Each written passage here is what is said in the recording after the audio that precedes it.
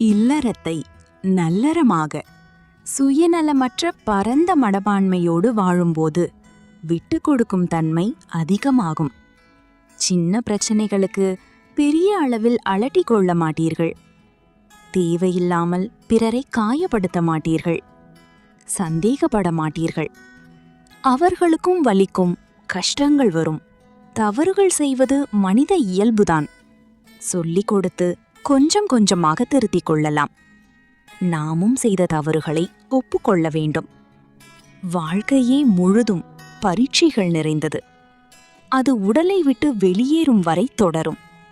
எல்லோருமே இங்கு ஏதோ ஒன்றை கற்றுக்கொண்டேதான் இருக்கிறார்கள்.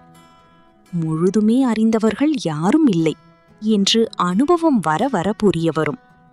இந்த புரிதல் ஆழமாக உங்களுக்குள் வேரூன்றும் போது ஞான புரிதலில் ஏற்றுக்கொள்ளும் தன்மை அதிகமாகி ஒரு இல்லற ஞானியாக மிளிர்வீர்கள்.